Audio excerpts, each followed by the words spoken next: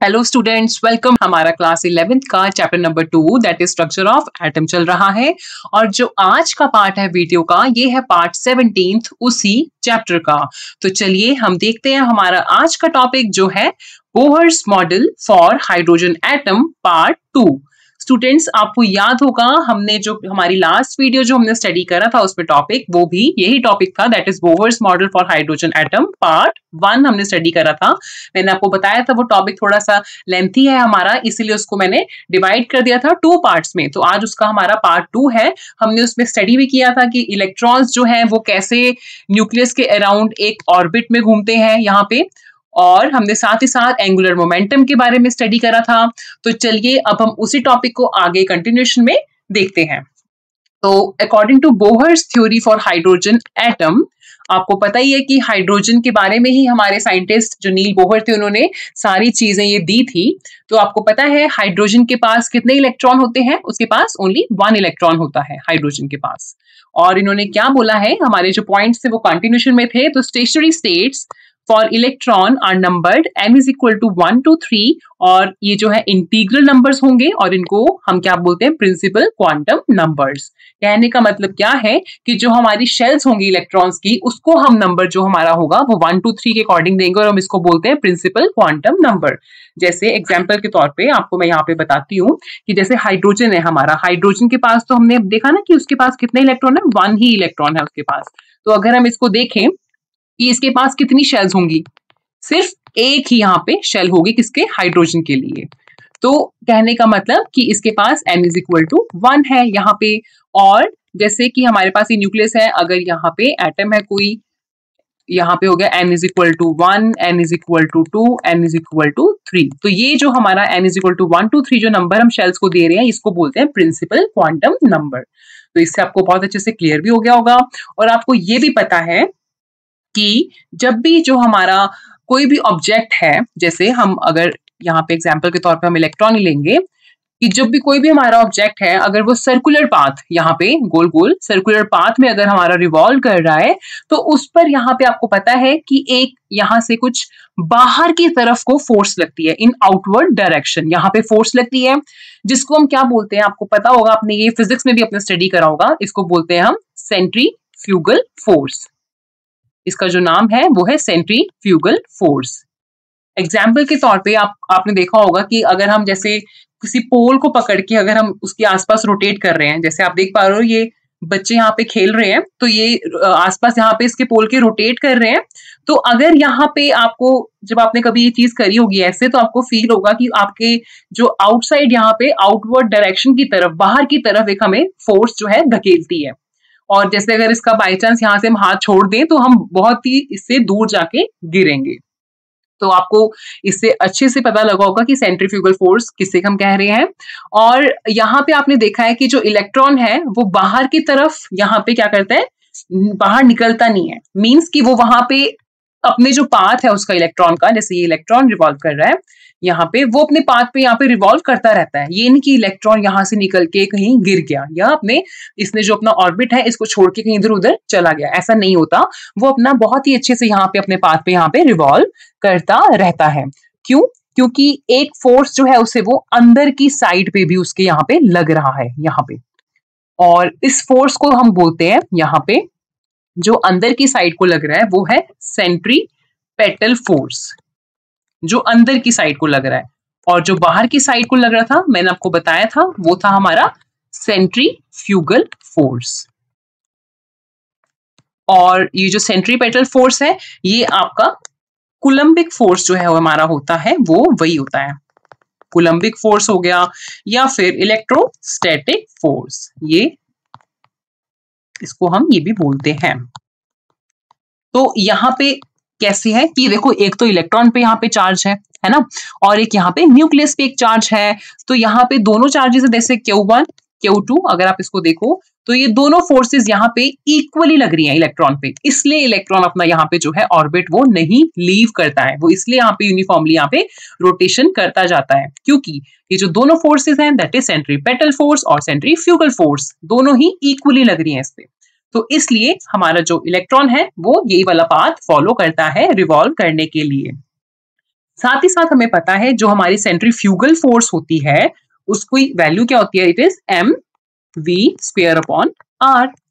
और यहाँ पे जो इलेक्ट्रोस्टैटिक फोर्स जो हमारी है आपको पता है ये किस किस के बीच में लगती है, बिटवीन टू चार्जेस। तो इसको हम कैसे लिखेंगे, इट इज Q1 Q2। ये हमारी कौन सी हुई, चार्जेस के रिगार्डिंग, कि यहाँ पे Q1 Q2 हो गया और K अपॉन R का स्क्वायर। पर हमें पता है कि यहाँ पे हमारे पास एक तो यहाँ पे न्यूक्लियस में प्रोटॉन होता है और यहाँ पे इलेक्ट्रॉन होता है। तो इसके लिए हमारे पास चार्ज क्या आ जाएगा, ये वाला जो है ये प्रोटॉन का अगर चार्ज है तो आ जाएगा ZE इंटू, और ये हमारा क्या है electron, that is E into यहाँ पे K हमारा कांस्टेंट है अपॉन R का स्क्वायर। मींस ये प्रोटॉन का चार्ज है यहाँ पे, क्योंकि हमें पता नहीं ना कितने प्रोटॉन है यहाँ पे, तो ये Z हमें बताएगा एटॉमिक नंबर कि कितने प्रोटॉन्स हमारे यहाँ पर है, तो उतना ही उनका चार्ज हो जाएगा।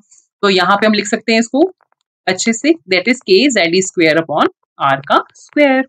तो ये हमारे पास है कौन सी फोर्स, जो कि इक्वल यहाँ पे ये वाली है हमारे पास इलेक्ट्रोस्टैटिक फोर्स, और ये वाली जो है ये है हमारे पास सेंट्रीफ्यूगल फोर्स। हमने क्या बोला अभी कि जो इलेक्ट्रॉन है वो यहाँ पे इजीली अपने पाथ को फॉलो कर रहा है, क्योंकि ये दोनों फोर्सेस जो है वो इक्वली यहाँ पे लग रही हैं, तो मींस ये दोनों इक्वल हो जाएंगी। अब इसको इक्वल करके देख लेते हैं हमें यहाँ पे, दैट इज हमारी mv square upon r is equal to k ZE square upon r का स्क्वायर। यहां से एक r कैंसिल हो गया और जो हमारे पास यहाँ पे एक्सप्रेशन बना वो बना k ZE square upon mv square. तो ये हमारा बना यहाँ पे एक्सप्रेशन। साथ ही साथ हमें पता है सर्कुलर मोशन में हमारा इलेक्ट्रॉन रोटेट कर रहा है तो उस पे एंगुलर मोमेंटम भी लगेगा। एंगुलर मोमेंटम हमने लास्ट टाइम देखा था, हमारा एक्सप्रेशन था, आपको याद आ गया होगा students, NH/2π is equal to mvr। यहाँ से हम v की वैल्यू निकाल सकते हैं, तो v की वैल्यू निकाल लो जरा, क्या हो जाएगी, सिंपल क्रॉस मल्टीप्लाई करके इसको यहाँ पे आप कर दो, और उसके बाद जो हमारी v की वैल्यू है हम इसको यहाँ पे सब्स्टिट्यूट कर सकते हैं। पर यहाँ पे हमें क्या चाहिए, v स्क्वायर चाहिए, हमारे पास यहाँ पे v है, इजी रहेगा आपके लिए कि अगर आप इसको यहीं पे स्क्वायर कर लो। तो अगर हम यहाँ पे इसको स्क्वायर कर लेंगे तो क्या बन जाएगा, ये हमारा m square h square divided by 4 pi square m square r का स्क्वायर। अब आप इसको वैल्यू को हम यहाँ पे पुट कर देंगे तो क्या बन जाएगा हमारा, that is r is equal to k ZE का square upon m into n square h square, और ये नीचे जब हमारा जाएगा तो ये ऊपर चला जाएगा ये वाला सारा पार्ट यहाँ पे, तो हमारा आ जाएगा यहाँ पे 4 पाई का square m square into r का स्क्वायर। अब जो चीजें हमारी कैंसिल आउट हो रही हैं हम उनको कैंसिल कर देते हैं यहाँ पे, और ये r1 हमारा यहाँ से कैंसिल हो गया। तो अब हमें यहाँ से वैल्यू किसकी निकालनी है, हमें r की वैल्यू निकालनी है। आप r को रखो इधर और बाकी सब चीजें आप उधर ले जाओ यहाँ पे, तो हमारे पास आ जाएगा n square h square upon k ZE square 4 pi square m। ये हमारा बना एक्सप्रेशन किसका, रेडियस का, जो कि हमारा इसका नेक्स्ट पॉइंट है हमारे साइंटिस्ट बोहर ने जो दिया है।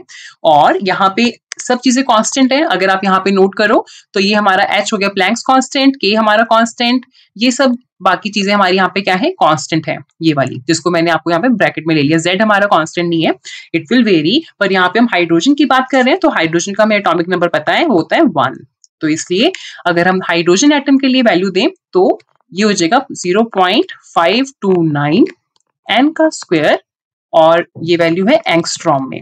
आपको पता है 1 एंगस्ट्रॉम कितना होता है, 1 एंगस्ट्रॉम इज इक्वल टू 10 की पावर -10 मीटर्स। तो ये था हमारा वैल्यू किसके लिए आया हमारा, ये अभी रेडियस किसका, हाइड्रोजन एटम का, उसके इलेक्ट्रॉन का रेडियस हमने निकाला है यहाँ पे। और जैसे ये r is equal to 0.529 n square, n के यहाँ पे प्रिंसिपल क्वांटम नंबर, आपको पता है कि कौन सी हमारी यहाँ पे शेल होगी, उसको हम बोलते हैं n यहाँ पे। तो चलिए हम इसी का सेकंड पॉइंट देखते हैं कि क्या बोला है हमारे साइंटिस्ट बोहर ने, कि radii of the stationary states are expressed as, जो हमारे शेल्स का एनर्जी लेवल्स का जो हमारा रेडियस होगा उसको कैसे रिप्रेजेंट करेंगे, that is Rn is equal to n square a naught. यहाँ पे जो ए नॉट है ये कांस्टेंट को रिप्लेस करा है, जो मैंने आपको बताया था ना कि सारे कांस्टेंट्स हैं तो उसको हमने रिप्लेस कर दिया with another constant that is a not. और ए नॉट की वैल्यू हमारी कितनी है, इट इज 52.9, ये है पिकोमीटर में हमने लिया है। तो रेडियस हमारा जो है first stationery state that is, उसको हम क्या बोलते हैं, बोहर ऑर्बिट, जिसकी वैल्यू है 52.9 पिकोमीटर में।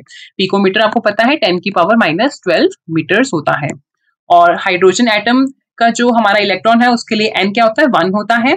और n की वैल्यू जो है वो इंक्रीज होती रहती है जैसे जैसे हमारी r की वैल्यू इंक्रीज होगी। रेडियस जैसे इंक्रीज करेगा वैसे वैसे n भी इंक्रीज करेगा, क्योंकि हम देख पा रहे हैं ना कि डायरेक्टली प्रोपोर्शनल है, r is directly proportional to n का स्क्वायर। और यहाँ पे हम क्या बोल सकते हैं कि जो इलेक्ट्रॉन है, मतलब कि जो हमारा न्यूक्लियस में प्रेजेंट है वो कहाँ है, न्यूक्लियस से दूर है इलेक्ट्रॉन, ये नहीं है कि उसके बिल्कुल पास में बैठा है, इलेक्ट्रॉन जो है वो न्यूक्लियस से बहुत दूर है। तो ये वाला था हमारा रेडियस का पार्ट का पॉइंट। और अभी हम देखते हैं हमारा इसमें एनर्जी का पॉइंट। जैसे अभी आपको मैं एक और चीज बता देती हूँ यहाँ पे साथ ही साथ, जैसे हमने अभी देखा ना कि हमारा रेडियस का जो था हमने निकाला है, it is equal to 0.529 n square, ये था एंगस्ट्रॉम में। अलग अलग आप इसमें यहाँ पे एंगस्ट्रॉम ले लो, यूनिट्स में जिस आप जो मर्जी ले सकते हो, पिकोमीटर में ले सकते हो, जिस मर्जी में ले सकते हो। तो यहाँ पे देखो, अगर हम देखें, ये तो था हमारा हाइड्रोजन एटम के लिए। अगर हम और एटम्स के लिए देखें तो क्या हो जाएगा, यहाँ पे Z, यहाँ पे नीचे आएगा Z, और ये भी एंगस्ट्रॉम में ही है। तो अगर हमने फर्स्ट शेल के लिए निकालना है, जैसे कोई भी हमारा एटम ले लो आप, अगर हम देखो लिथियम को ले लेते हैं, अगर हम लिथियम यहाँ पे, तो लिथियम के लिए Z की वैल्यू क्या हो जाएगी, आपको पता है लिथियम का एटॉमिक नंबर इज 3। तो अगर हम फर्स्ट शेल के लिए निकालें यहाँ पे लिथियम के लिए, तो फर्स्ट शेल के लिए value n is equal to क्या हो जाएगा, 1 हो जाएगा। और आप इसको वैल्यू को यहाँ पे पुट कर दो तो क्या हो जाएगा, r is equal to 0.529, Z की वैल्यू कितनी है, 3 है, इंटू 1 का स्क्वायर। तो ये आपकी जो वैल्यू होगी ये आ जाएगी आपका फर्स्ट शेल के रिगार्डिंग उसका रेडियस का। और अगर हमने सेकंड शेल का रेडियस निकालना है तो उसके लिए n की वैल्यू क्या हो जाएगी, 2। तो हम यहाँ पे n की वैल्यू 2 पुट कर देंगे, तो उससे हमारा जो रेडियस है वो निकल जाएगा सेकंड शेल का। तो इसका मतलब कि r जो है वो डायरेक्टली प्रोपोर्शनल है n स्क्वायर के। तो आप याद रखो कि जैसे जैसे हमारा r यहाँ पे इंक्रीज होता रहेगा, जैसे जैसे हमारी n की वैल्यू इंक्रीज होगी, जैसे यहाँ पे है ना n is equal to 1, n is equal to 2, ये हो गया R1, ये हो गया R2। तो आपको यहाँ से आइडिया आप लगा सकते हो कि R2 ऑलवेज ज्यादा यहाँ पे ग्रेटर देन होगा कंपैरेटिव टू किसके, 1 के। तो R2 is greater than R1। तो चलिए अब हम मूव करते हैं हमारे सेकंड पॉइंट यहाँ पे। नेक्स्ट जो हमारा है इसका third point, that is the most important property associated with electron is the energy of it stationery state. अब एनर्जी के बारे में हम बात करेंगे कि एनर्जी का जो एक्सप्रेशन था उन्होंने क्या दिया था, En is equal to -RH into 1/n का स्क्वायर। और n क्या है आपको पता है, इज 1 2 3 सो ऑन। यहाँ पे RH जो है ये है रेडबर्ग कांस्टेंट, हमारे साइंटिस्ट के नाम पे ये कांस्टेंट है, और इसकी वैल्यू क्या है 2.18 इंटू 10 की पावर -18 जूल्स। और जो एनर्जी है लोवेस्ट स्टेट की उसको हम क्या बोलते हैं, ग्राउंड स्टेट एनर्जी। अब हम देखते हैं कि ये जो एक्सप्रेशन है ये हमने कैसे फाइंड आउट करा है यहाँ पे, तो इसके बारे में हम चीजें देख लेते हैं। तो चलिए सबसे पहले हमें पता है कि जो एनर्जी होती है यहाँ पे, जो टोटल एनर्जी होती है वो किसकी इक्वल होती है, that is equal to kinetic energy plus potential energy. ये हमें बातें पता है कि kinetic energy plus potential energy gives total energy. तो हमें ये भी पता है कि जो काइनेटिक एनर्जी है हमारे पास, ये जो है ये किसकी वजह से होती है, ड्यू टू मोशन की वजह से होती है। और जो हमारा इलेक्ट्रॉन है वो क्या कर रहा है, रिवॉल्व करता जा रहा है। जैसे कि मैंने आपको भी पहले भी बताया कि अगर यहाँ पे इलेक्ट्रॉन है हमारा, इस पे फोर्स लग रही है बाहर की तरफ, उसको हम बोलते हैं सेंट्रीफ्यूगल फोर्स, और अंदर की तरफ एक और लग रही है फोर्स, वो बोलते हैं सेंट्रीपेटल फोर्स या फिर इलेक्ट्रोस्टैटिक फोर्स। तो अगर हम देखें यहाँ पे, जैसे कि अगर हमारी सेंट्रीफ्यूगल फोर्स जो लग रही है, इट इज, मैंने पीछे भी बताया था, अभी हमने पीछे देखा ही है, वही वाला लिख रही हूँ मैं, mv²/r यहाँ पे, और ये इक्वल है किसके, हमारा electrostatic force, that is k ZE²/r का स्क्वायर। ये हमने भी पीछे भी किया था, वही वाला मैंने सेम टू सेम लिखी है चीज बच्चे यहाँ पे। तो अगर हम देखें यहाँ पे, अगर 1/2 से दोनों को हम डिवाइड कर दें, यहाँ पे मल्टीप्लाई कर दें 1/2 से दोनों साइड, लेफ्ट हैंड साइड भी और राइट हैंड साइड भी, तो यहाँ पे क्या वैल्यू बन जाएगी, हमें पता है काइनेटिक एनर्जी की वैल्यू क्या होती है, हाफ mv², ये हम सबको पता है। तो यहाँ पे देखो ये r से r कैंसिल हो गया और ये किसकी इक्वल आ गई यहाँ पे हमारी काइनेटिक एनर्जी के इक्वल, और काइनेटिक एनर्जी हमारी किसकी इक्वल होगी, kZe²/2r। तो ये हमारा आया काइनेटिक एनर्जी का एक्सप्रेशन। और पोटेंशियल एनर्जी जो है वो हमारी किसकी वजह से होती है, जैसे कि पोजीशन क्या है, इलेक्ट्रॉन की पोजीशन कहाँ पे है, कैसी है, तो उसके हिसाब से हम बोलते हैं कि पोटेंशियल एनर्जी उसकी कैसी है। एग्जाम्पल के तौर पे हम देख सकते हैं कि जैसे हमारे पास रबर बैंड है, रबर बैंड इतना है, उसकी कैपेसिटी इतनी है, इतना सा रबर बैंड है, पर हमने उसको यहाँ पे स्ट्रेच कर दिया, यहाँ पे स्ट्रेच कर दिया उसको इतना, ये हमने स्ट्रेच कर दिया बियॉन्ड इट्स लिमिट, इतना इसकी लिमिट थी नहीं स्ट्रेच होने की, पर हमने इसको बहुत जोर से खींचा और हमने ना इसको बहुत ज्यादा स्ट्रेच कर दिया। तो यहाँ पे क्या हुआ कि इसके अंदर जो है पोटेंशियल एनर्जी यहाँ पे क्या हुआ, स्टोर होती जा रही है यहाँ पे, क्योंकि हम इसको जबरदस्ती यहाँ पे स्ट्रेच कर रहे हैं। और जैसे ही हम इसको छोड़ेंगे, जैसे हमने यहाँ पे पकड़ा हुआ है इसको, और जैसे ही हम इसको रिलीज कर देंगे तो रबर बैंड एकदम से यहाँ पे आगे चला जाएगा। तो इसको हम बोलते हैं कि पोटेंशियल एनर्जी, और यही इलेक्ट्रॉन के अंदर भी होगी पोटेंशियल एनर्जी। पोटेंशियल एनर्जी जो है वो क्या है, that is force into displacement. तो यहाँ पे जो फोर्स है वो क्या है, इलेक्ट्रोस्टैटिक फोर्स है, यहाँ पे जो फोर्स लग रहा है दैट इज इलेक्ट्रोस्टैटिक फोर्स है। और डिस्प्लेसमेंट क्या होगी यहाँ पे, जैसे इलेक्ट्रॉन यहाँ पे था पहले, पर हम उसको जबरदस्ती यहाँ पे ले आए, तो ये हमारा डिस्प्लेसमेंट हुआ। इसको हम दे देते हैं वैल्यू, दैट इज Rn यहाँ पे, कि इतना हमने इसको डिस्प्लेस कर दिया। तो इसकी वैल्यू हम कैसे लिख सकते हैं वो देख लेते हैं। यहाँ पे मैं इसको इरेज कर देती हूँ। तो जो इसकी वैल्यू होगी वो हम कैसे देंगे, इलेक्ट्रोस्टैटिक फोर्स का हमें पता है, हमने पहले भी लिखा है, that is Q1 Q2 upon R का स्क्वायर। और हमने जो इसको डिस्प्लेस करा है वो कितना करा है हमने, दैट इज Rn। तो हम यहाँ पे करेंगे इंटू Rn। और साथ ही साथ हमें पता है कि यहाँ पे प्रोटॉन है तो Ze आएगा, और एक यहाँ पे इलेक्ट्रॉन है तो E आएगा, और डिवाइडेड बाय R। यहाँ पे भी हम nth की बात कर रहे हैं, ये वाला जो शेल है, तो हम n ही यहाँ पे लिख देंगे रेडियस को भी, तो R का स्क्वायर, यहाँ पे भी Rn। तो एक R इससे कैंसिल हो जाएगा, और हमारे पास यहाँ पे एक्सप्रेशन क्या बनेगा, that is potential energy is equal to kZe का स्क्वायर अपॉन Rn। पर साथ ही साथ आपको ये भी पता है कि देखो रबर बैंड तो जबरदस्ती हम पीछे लाए हैं ना इसको, तो इसकी जो फोर्स है वो इसके बियॉन्ड द लिमिट लगी है, that is in a negative direction लगी है। तो हम इसको रिप्रेजेंट करने के लिए यहाँ पे नेगेटिव साइन लगाएंगे। क्यों, क्योंकि हमने इसको अपोज किया है, जो इसकी डायरेक्शन है वो उसकी अपोज करके हमने इसको मूवमेंट करवाई है जबरदस्ती, तो इसलिए हम यहाँ पे इसको नेगेटिव साइन से रिप्रेजेंट करेंगे। तो ये हमारी निकल गई पोटेंशियल एनर्जी, और हमारी ऊपर निकल गई थी काइनेटिक एनर्जी। अब हम उसको अगर दोनों को हम प्लेस कर दें तो हमारे पास क्या वैल्यू आएगी, अब हम वो देख लेते हैं। टोटल एनर्जी में हमने यहाँ पे वैल्यूज उसकी यहाँ पे सब्स्टिट्यूट करके देखते हैं कि हमारा एक्सप्रेशन फिर क्या बनता है। तो सबसे पहले हमारी जो काइनेटिक एनर्जी की वैल्यू थी वो लिख लेते हैं। सबसे पहले काइनेटिक एनर्जी की वैल्यू जो हमारे पास आई थी वो थी total energy is equal to kZe का स्क्वायर अपॉन 2Rn प्लस, और यहाँ पे माइनस है, दैट इज kZe का स्क्वायर अपॉन Rn। Rn हमने देखो यहाँ पे इसलिए लगाया क्योंकि हम nth शेल के बारे में बात कर रहे हैं, यहाँ पे nth शेल। तो इसमें देखो क्या हो जाएगा, जो कॉमन निकल रही चीजें वो कॉमन निकाल लो, और जो कॉमन नहीं निकल रहा है उसको हम यहाँ पे ऐसे लिख लेंगे, दैट इज यहाँ पे 1/2 बच गया, यहाँ से ये कॉमन निकल गया ना, यहाँ पे दोनों चीजें देखो कॉमन है, यहाँ पे 1/2 माइनस 1। इसको कैलकुलेट कर लेंगे तो हमारे पास क्या वैल्यू आ जाएगी, यहाँ पे माइनस kZe का स्क्वायर अपॉन 2Rn। किसका है ये एनर्जी, टोटल एनर्जी किसकी, हमारे इलेक्ट्रॉन की इन एन एटम यहाँ पे।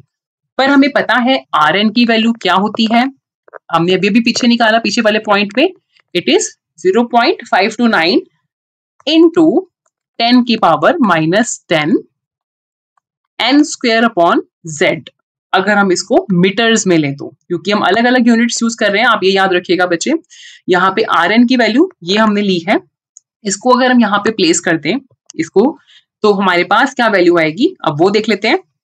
यहाँ से मैं आपको थोड़ा सा इरेज कर देते हैं, क्योंकि यहाँ पे आपको हमेशा याद रखना है कि हमारी यूनिट्स कौन सी चल रही हैं, किस उसमें यूनिट में ले रहे हैं। हमने पिकोमीटर में भी लिया है, एंगस्ट्रॉम में लिया है, मीटर में लिया है। आपको ये कन्वर्जन सारे आने चाहिए, आप इसको प्रैक्टिस करोगे तो आपको ऑटोमेटिकली ये सारी चीजें आपको याद हो जाएंगी। हमने फर्स्ट चैप्टर में न्यूमेरिकल्स में भी देखा है, हमारे जो भी पीछे हमने टॉपिक्स करे हैं तो आपको ये याद हो भी गई होंगी अब तक। तो इसमें हमने क्या देखा कि अगर हम इसमें टोटल एनर्जी में वैल्यू पुट करें माइनस के ZE² अपॉन 2 इंटू, इसको सब्स्टिट्यूट करते हैं, Rn की वैल्यू 529 इंटू 10 की पावर माइनस 10 इंटू n का स्क्वायर, और ये z यहाँ पे ऊपर चला जाएगा, दैट इज z। तो ये वैल्यू जो हमारी आएगी that is total energy is equal to, ये जो हमारी चीजें हैं यहाँ पे जो कॉन्स्टेंट्स हैं आपको पता है उनको हम यहाँ पे मल्टीप्लाई कर लेंगे आपस में, और यहाँ पे हमारी कोई भी चीज कैंसिल आउट नहीं हो रही है। तो ये जो हमने वैल्यू पुट कर दी यहाँ पे, तो हमारे पास एक वैल्यू बनती है दैट इज 21.8 इंटू 10 की पावर माइनस 19 z का स्क्वायर अपॉन n का स्क्वायर। जूल्स में है हमारी पास, जूल्स पर एटम में। E हमारा इलेक्ट्रॉन का चार्ज है यहाँ पे, आपको पता होगा, और Z हमारा एटॉमिक नंबर है यहाँ पे। तो हमारे पास जो वैल्यू बनी है वो बनी है दैट इज 21.8 इंटू 10 की पावर माइनस 19। आपको इसमें एक्सप्रेशन को नहीं देखना है, सिर्फ आपको जो याद रखनी है वो चीज आपको क्या देखना है, सिर्फ आपको ये जो फॉर्मूलाइज निकल रहे हैं ना ये याद रखना है, ये न्यूमेरिकल्स में काम आएंगे। डेरिवेशन आपके सिलेबस में नहीं है, आपको सिर्फ समझाने के लिए मैं यहाँ पे कर रही हूँ। और अगर हम इसको इलेक्ट्रॉन वोल्ट में देखें तो कितनी वैल्यू हो जाएगी, minus 13.6 into Z square upon N का स्क्वायर। ये है इलेक्ट्रॉन वोल्ट में, क्योंकि हमें पता है 1 इलेक्ट्रॉन वोल्ट स्टूडेंट्स 1.6 इंटू 10 की पावर माइनस 19 यहाँ पे जूल्स होते हैं। तो ये इलेक्ट्रॉन वोल्ट में हमारे पास आ गई। अगर हम किलो जूल में देखें तो क्या हो जाएगा, total energy is equal to minus 1312 Z का स्क्वायर अपॉन N का स्क्वायर, ये है हमारा kilojoule per mole, electron volt per atom में है। और Z हमें पता है हमारा Z इज एटॉमिक नंबर। तो ये हमारे फॉर्मूलेज हैं, इनको आप बहुत अच्छे से बच्चे याद करना आपने, क्योंकि न्यूमेरिकल्स में ये यूज होंगे। क्योंकि हम हमेशा इसको डेरिवेशन को ड्राइव नहीं करोगे फॉर्मूला फाइंड आउट करने के लिए, न्यूमेरिकल्स को जब आपने यहाँ पे यूज करना है फॉर्मूला तो फटाफट से आपको फॉर्मूला याद होगा, तो आप न्यूमेरिकल को इजिली सॉल्व कर पाओगे। तो आपको इन सब फॉर्मूलाज को यहाँ पे याद करना है। Z आपको पता लग गया, इट इज एटॉमिक नंबर। तो हमने यहाँ पे देखा हमारी जो एनर्जी थी वो क्या आई है, that is RH up into 1 upon n का स्क्वायर। और अगर हम यहाँ पे एनर्जी निकालें किसकी, फर्स्ट शेल की यहाँ पे, तो हम कैसे निकालेंगे, दैट इज माइनस 2.18 इंटू 10 की पावर 18। यहाँ पे क्या है, Z की वैल्यू, और ये क्या है हमारी N की वैल्यू। तो हम इसको यहाँ पे प्लेस कर देंगे और हमारे पास यहाँ पे वैल्यू आ जाएगी। और एनर्जी हमारी अगर हम n is equal to 2 shell का देखें तो क्या हो जाएगा, यहाँ पे n की जगह पे 2 आ जाएगा, 2 का स्क्वायर हो जाएगा, ठीक है। तो आपकी यहाँ पे वैल्यू निकल जाएगी इजिली अगर आपको फॉर्मूला याद होगा।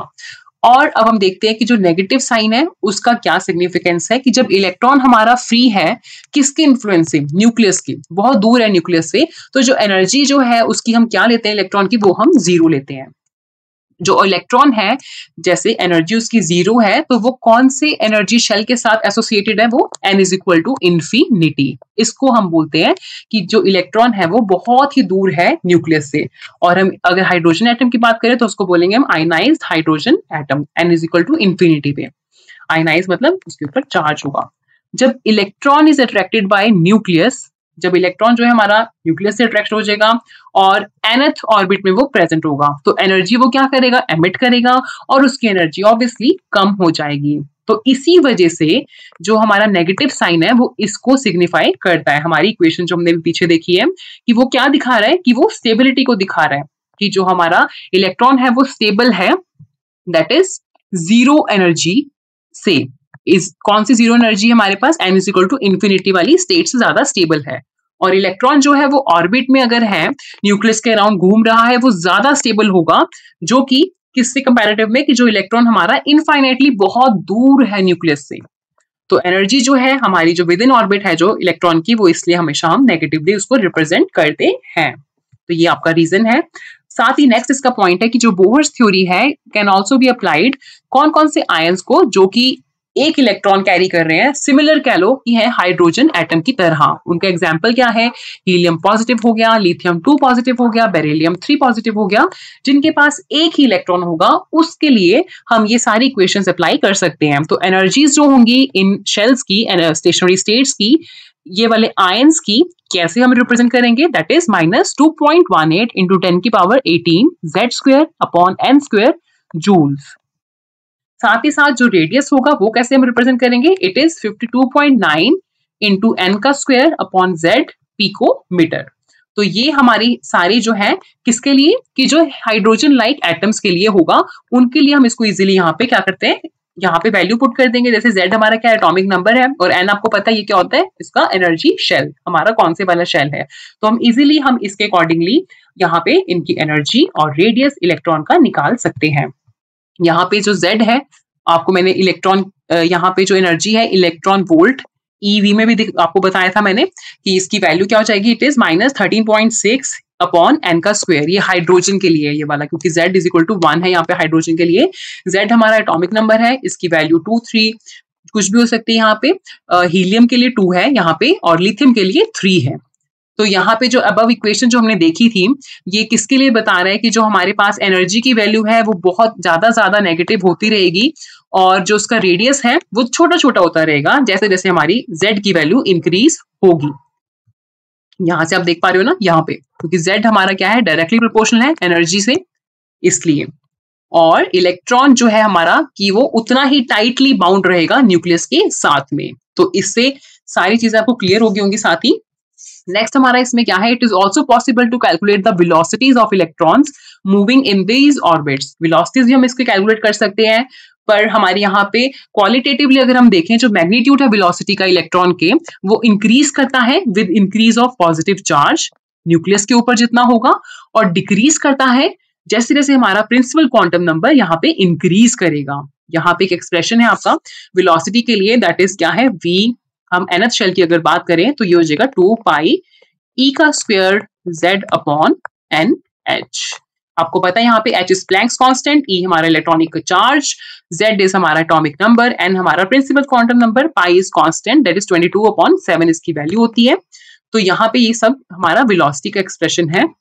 अगर हम इसको पुट कर दें जो इसके कांस्टेंट्स की वैल्यू है, तो हमारे पास जो वैल्यू आएगी 2.188 इंटू 10⁸ Z अपॉन N, ये है सेंटीमीटर पर सेकेंड में। तो ये हमारी वेलोसिटी के एक्सप्रेशंस बनते हैं। आप स्टूडेंट्स इसको अपने एक कॉपी के पेज पे लिख लो, सारे जो हमारे एनर्जी, वेलोसिटी, रेडियस, ये सबके जो फॉर्मूलेज हैं आपको ये सब लिखने हैं, क्योंकि ये बच्चे न्यूमेरिकल्स में ना बहुत यूज होने वाले हैं। ये हो गया एनर्जी का, ये हो गया रेडियस का, ये हमने वेलोसिटी का जो भी किया है हमने, ये सब चीजें बहुत ही ज्यादा यूज होंगी। जब हम न्यूमेरिकल सॉल्व करेंगे तो आपको पता चलेगा कि फॉर्मूला अगर हमें याद है तो हम फटाफट से वैल्यू उसमें प्लेस करके अपना हम आंसर निकाल सकते हैं। तो ये हमारा टॉपिक इसका कंप्लीट हुआ, Bohr's model for hydrogen atom. No doubt Bohr's का जो मॉडल है ये इनकम्प्लीट है, क्योंकि ये कुछ ही एटम्स पर अप्लाई होता है, जैसे हाइड्रोजन लाइक एटम पे ही अप्लाई होगा। अभी हमने देखा कि जैसे लिथियम पे अप्लाई होगा, बेरिलियम 3 पॉजिटिव पे अप्लाई होगा, तो इसलिए कह सकते हैं ये थोड़ा इनकम्प्लीट है। पर ये जो हमारा टॉपिक है ये अभी फिनिश हुआ। अगर आपको स्टूडेंट्स इसमें कोई भी क्वेरी है तो आप मुझे कमेंट सेक्शन पे लिख के बता सकते हैं। फिर हम इसके बाद हम हमारा नेक्स्ट टॉपिक शुरू करेंगे इन आवर नेक्स्ट वीडियो। तब तक के लिए आप स्टूडेंट्स इसमें प्रैक्टिस करते रहिए और अपना ध्यान रखिए। Okay students, bye bye.